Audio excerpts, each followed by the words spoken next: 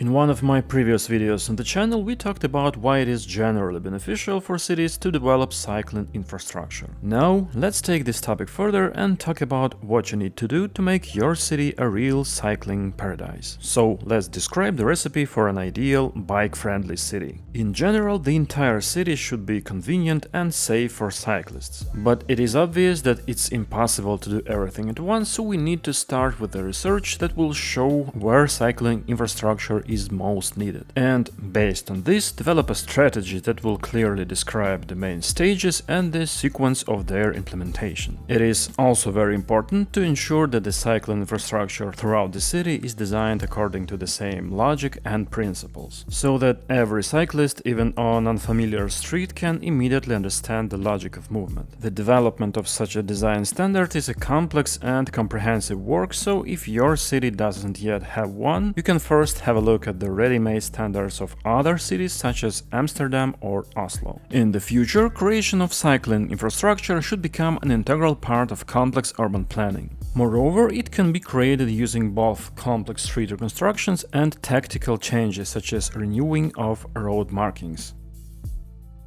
When it comes to the development of cycling infrastructure, the first thing people usually think of is bicycle paths. This is indeed a very important element, but not the only one. There are some other options. In general, it's essential not to forget that our goal is not to build as many bike paths as possible, but to make the city as safe as possible for cyclists, and this is not always the same thing. And now let's take everything step by step. A bicycle path is a road for cyclists that is laid away from the car lanes and separated from them by a green zone. It is also important to separate bike paths from the sidewalks to minimize possible conflicts with pedestrians. At the very least, it should be a tactile strip such as rough cobblestones, and much better is a green zone and or a level difference between the bike path and the sidewalk. They are needed wherever there are more than 2 lanes of car traffic in each direction and traffic moves at speed of more than 30 km per hour. In other words, on the main streets. Sometimes it makes sense to build bike paths even on 1+1 streets, which are often used by big trucks, because it is not only uncomfortable but also dangerous to ride a bicycle next to them.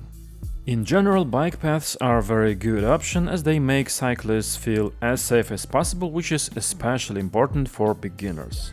Smaller streets with a slower traffic can already use bicycle lanes, a special lane for cyclists within the existing roadway. This option is much cheaper and faster to implement, and it is easier to find a place for it on narrow streets. But of course, it is not so safe, and this is especially critical if drivers in your city are not generally used to cyclists on the streets and don't treat them with enough attention. Although in general, no one is protected from dangerous situations with such a plan.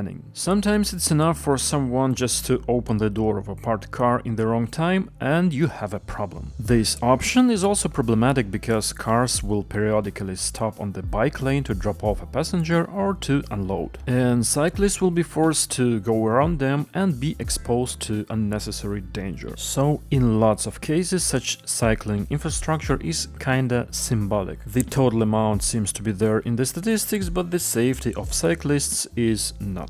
Therefore, it is much safer for cyclists to use protected bike lanes, which are separated from car lanes not just by markings but by physical barriers. As an alternative, the bike lane can be placed between the parking lane and the sidewalk, and this configuration will also make cycling much safer.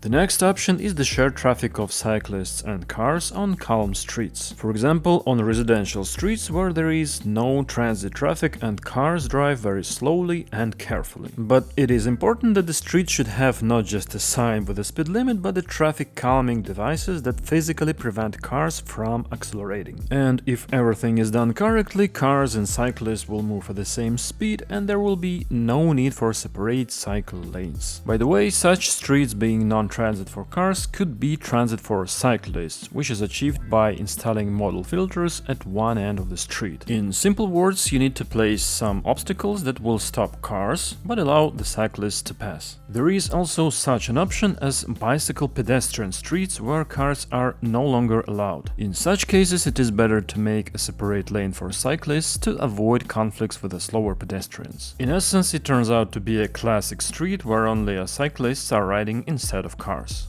A separate and very important topic is the design of intersections. In general, there are many different options and combinations, but the main thing is that cyclists should be protected as much as possible, be clearly visible to drivers, have obvious and convenient traffic routes and their own traffic lights. The traffic should be smooth and comfortable without any unnecessary obstacles or need to get off the bike. And if the city officials say something like, "Here cyclists have to get off the bike, take it in their hands and walk," then they are simply incompetent and need to be replaced by someone more capable. A separate mention should be made of such a thing as bike box, which allows cyclists to bypass a queue of cars at traffic lights and stand in front of them at the intersections, which makes them clearly visible to drivers, and in combination with separate bicycle traffic lights, it makes the intersection much safer. There is also such a subtype of cycling infrastructure as the green lines, bike paths that are built away from the streets through the parks and the green areas. It's a real pleasure to ride along them, but it's important that they connect large desired points, otherwise they will be used only for weekend riding. Although this is also a good option. By the way, as a basis for such a bicycle routes can be used an abandoned rail tracks. A great example of such reuse can be found in Wuppertal, Germany, where a 22-kilometer bike route across the city was made along the abandoned rail tracks. It was opened in 2014 and the story of its appearance deserves a separate video, so if you happen to live in Wuppertal, please let me know in the comments what you think about it. As for the width of the bike lanes, it is good to follow, for example, the Dutch standards, which recommends a width from 2 to 2.5 meters for a one-way bike lanes. With these dimensions, cyclists can safely overtake each other and can also ride, for example, cargo bikes. Of course, in some cities you can also find 1 meter wide bike lanes, but this is just a parody and a mockery of cyclists, so please don't do that. Also, you should work properly with the terrain and build bike paths in such a way to make the ascents and descents as gentle as possible. A good example of this approach can be seen in a recent video on Not Just Bikes channel. As you can see, they took into account that cyclists don't need the same height clearance as large vehicles, so they didn't drop the bikeway as much as the car lanes. As a result, it became physically easier, more comfortable and safer for cyclists to ride. A great example of smart planning. Another key element of the good cycling city is a high-quality maintenance of the cycling infrastructure. It is important not only to build everything properly, but also to make sure that everything is constantly in a good condition. All signs should be in place, all lights should be working, and the surface should be smooth, clean and free of any damages. And if your city have snowy winters, it's also crucial to remove snow from the bike lanes quickly and efficiently, which requires special cleaning machinery. Without this, cycling will be just a summer activity and will not be able to become a full-fledged mode of urban mobility.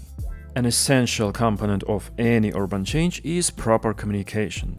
By the way, I have a separate video on this topic on my channel. Car drivers may oppose the development of cycling infrastructure, so it's important to explain very clearly why it is needed and what benefits it will bring. And it is also crucial to track the real number of cyclists on the streets to have arguments against "they built bike lanes but nobody using them." This can be done with a special street stance with a cyclist counters that will show in a real time how many cyclists have passed through a certain point during a day or even a year. And these numbers will be more convincing than 1,000 words. The next important element of a perfect bike-friendly city is the possibility of easy bike storage. It is very uncomfortable to store a bicycle in your apartment and carry it up and down every day. Therefore, for a daily use, you need separate rooms on the ground floors of the buildings with access only for residents and ideally with a video surveillance. Also, it is possible to make separate places for bicycle storage at the underground parkings.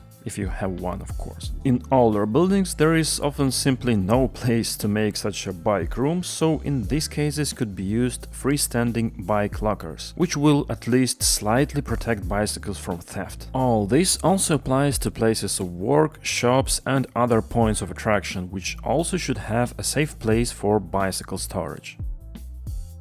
This is perhaps the most difficult point. Unfortunately, in the most cycling cities in the world, bike theft is a very common problem, which is extremely difficult to deal with and depends primarily on the cyclists themselves. Using high-quality bike locks, properly locking your bike and trying not to leave it in lonely places will reduce the possibility of theft, but unfortunately it will not provide 100% protection. However, perhaps the best thing to do in this situation is to have efficient insurance system that can refund the cost of the stolen bike and allow you to buy a new one.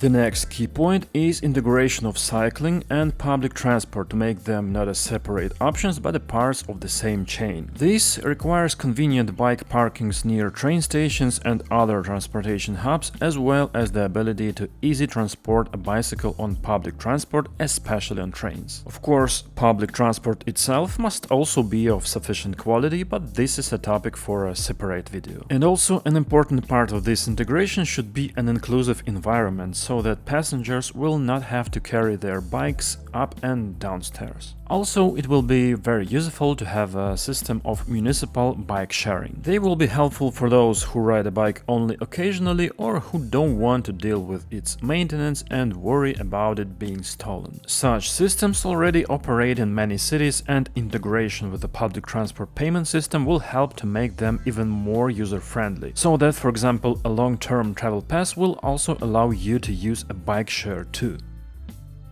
If all the previous steps have been made, then there is still a little bit of motivation left to encourage people. For example, in Iceland there is a scheme where employers pay bonuses to employees who switch from cars to bicycles or cover the cost of bike repairs or public transport tickets. The logic is that firstly, it is good for the environment in general, and secondly, such employees don't need a parking place that should be organized and cleaned, which requires some amount of money. And the possibility to take a shower at work will also be very valuable.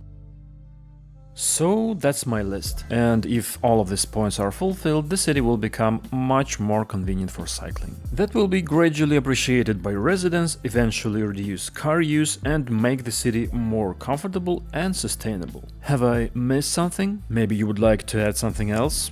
Let's discuss in the comments. And that's all for a moment, so if you enjoyed this video, please hit the like button and subscribe to the channel, and see you in the next videos.